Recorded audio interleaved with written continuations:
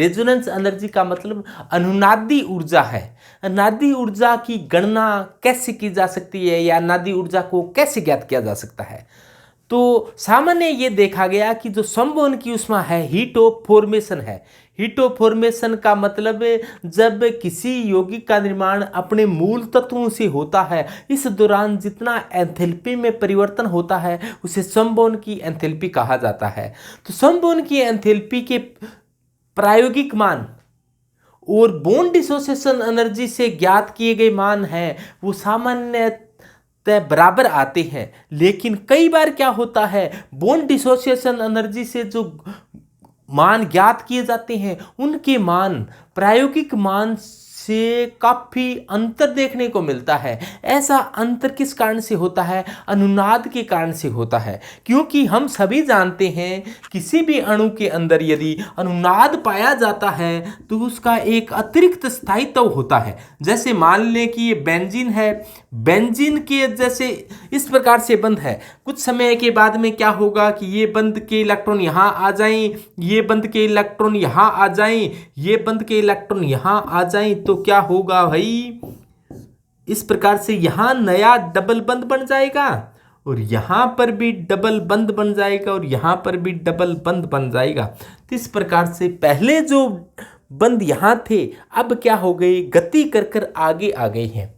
इसका नादी संकर बनाएं तो कुल मिलाकर क्या हो रहा है कि ये बंध के इलेक्ट्रॉन अंदर ही अंदर क्या हो रहे हैं, घूम रहे हैं। इसे तो क्या कहा जाता है, रेजोनेंस हाइब्रिड।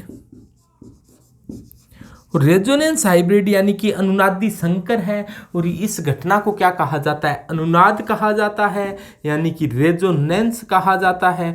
और रेजोनेंस के कारण क्या हो जाती है, एक कोई जिस अणु के अंदर जिस मॉलिक्यूल के अंदर रेजोनेंस पाया जाता है उसका एक अतिरिक्त स्थायित्व होता है। तो इस रेजोनेंस एनर्जी की गणना कैसे की जा सकती है कि मान लो कि बॉन्ड डिसोसिएशन एनर्जी के आधार पर कैसे ज्ञात कर सकते हैं इसको, कि जैसे मान लो ये बेंजीन है, बेंजीन के प्रत्येक कोने पर क्या होता है, कार्बन होता है।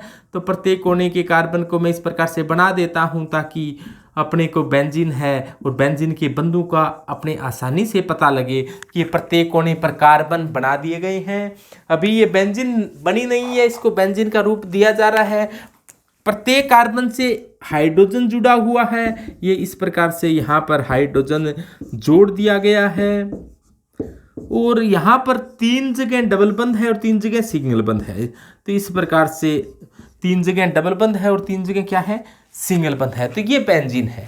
अब इन सभी बंधों को तोड़ना है तो यानी कि इसकी बंध वियोजन ऊर्जा ज्ञात करनी है, तो इन बंधों को क्या करना होगा, अपने को तोड़ना होगा। तोड़ने के लिए क्या करना होगा, कितने CH बंध बताओ कितने हैं, CH।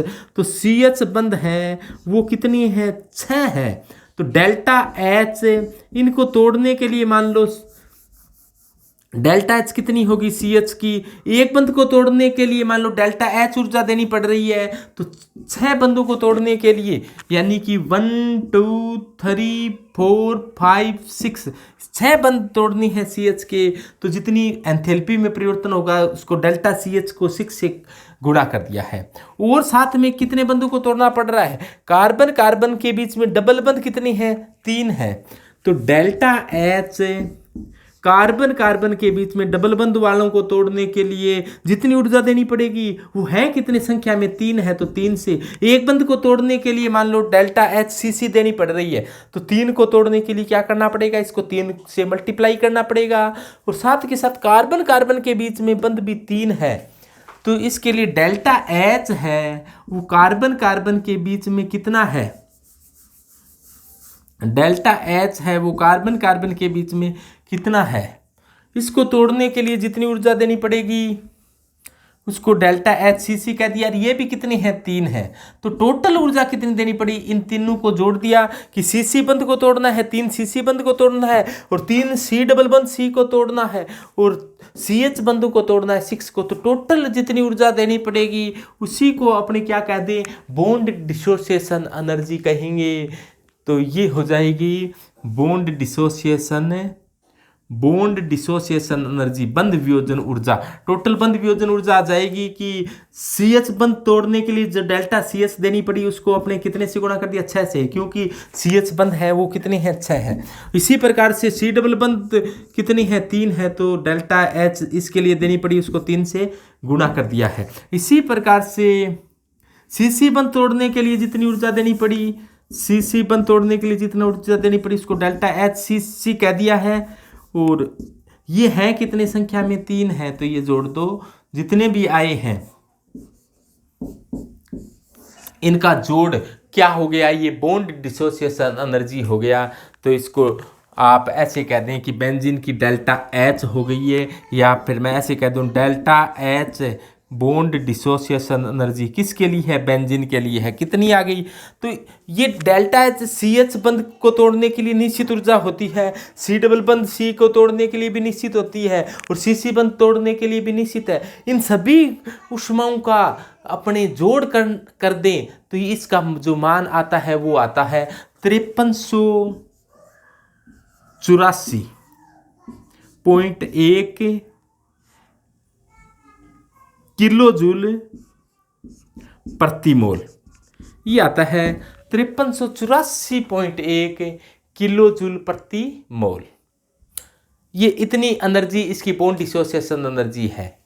और प्रयोगशाला में इसको तोड़कर देखें, ये तो अपने तब है जब इसमें ऐसा मान लिया कि इसमें अनुनाद वगैरह नहीं पाया जाता है, क्योंकि अपने डबल बंध हमेशा यहाँ नहीं होता, कभी यहाँ होता है कभी यहाँ होता है।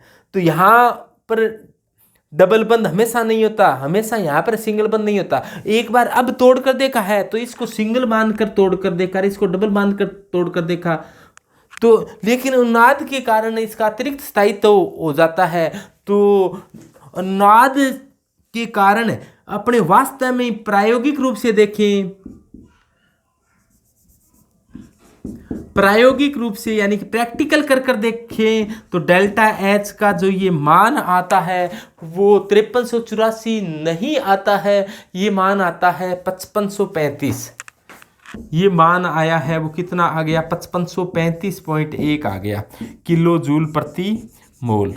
तो ये ज़्यादा क्यों आया है, ज़्यादा आने का कारण है कि इस घटना के अंदर अपने अनुनाद को शामिल नहीं किया था, सीधा ही बॉन्ड को देखकर बॉन्ड डिसोसिएशन एनर्जी प्राप्त कर ली थी। लेकिन वास्तव में क्या होता है, बेंजीन के अंदर नाद पाया जाता है, नाद के कारण बेंजीन स्थायी हो जाती है।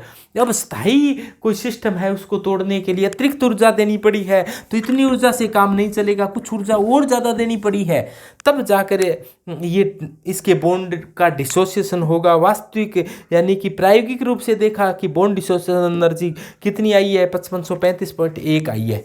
तो ये ज़्यादा कितनी आई है, वही क्या होगी, अनुनादी ऊर्जा होगी। तो इसके लिए अनुनादी ऊर्जा क्या होगी, अनुनाद एनर्जी,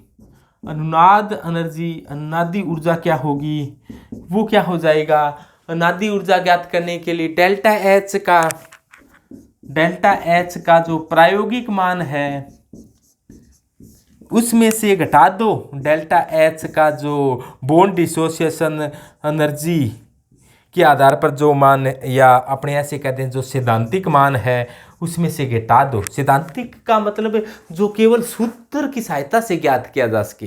कई बार क्या होता है, सूत्र की सहायता से ज्ञात किया तो कुछ बातें शामिल नहीं हो सकी सूत्र की सहायता में, जैसे अपने सूत्र की सहायता से ज्ञात कर लिया लेकिन इसके अंदर अपने नाद ऊर्जा को शामिल नहीं कर पाए, तो ये मान क्या आ गया, कम आ गया।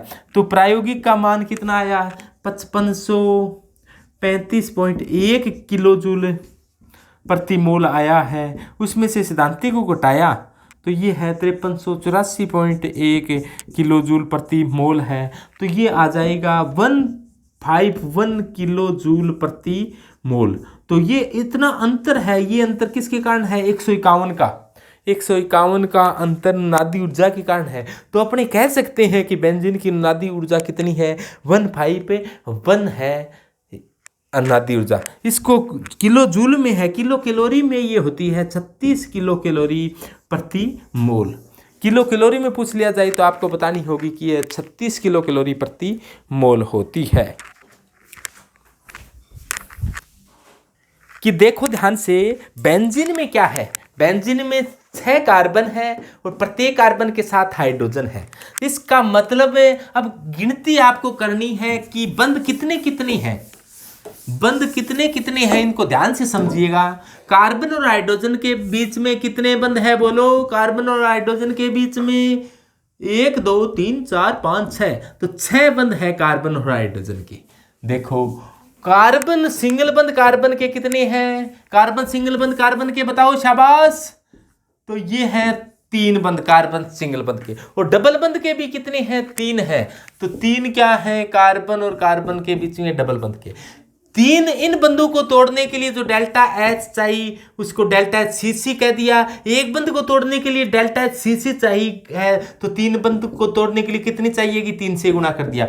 इसी प्रकार डेल्टा एच सी सिंगल बंध सी को 3 से गुणा कर दिया। इसी प्रकार सी एच बंध को एक को तोड़ने के लिए डेल्टा एच चाहिए, तो 6 को तोड़ने के लिए इसको, तो जो टोटल चाहिएगी वो क्या हो जाएगी? बेंजीन की बॉन्ड डिसोसिएशन एनर्जी हो जाएगी, डेल्टा एच हो जाएगी। और ये जो डेल्टा एच है ये सैद्धांतिक मान है। ये डेल्टा एच का कैसा मान है? सैद्धांतिक मान है। सैद्धांतिक मान जो ज्ञात आया ना, वो बॉन्ड डिसोसिएशन एनर्जी का सैद्धांतिक मान, वो क्या आया? कम आया। प्रयोगशाला में ज्ञात कर देखा, वो क्या आया? ज्यादा आया। ज्यादा आने का कारण क्या था? इसमें कोई पता नहीं चल रहा था कि अनुनाद है कि नहीं है। तो बाद में देखा गया कि ये मान ज्यादा आने का कारण क्या है? इसका कारण अनुनाद है। तो इसका अंतर है वो अनुनादी ऊर्जा के बराबर होता है। तो इन दोनों को घटाओगे तो अंतर 151 आ जाएगा। तो 151 है वो क्या है? अनुनादी ऊर्जा है। बस इतनी सी बात होता है।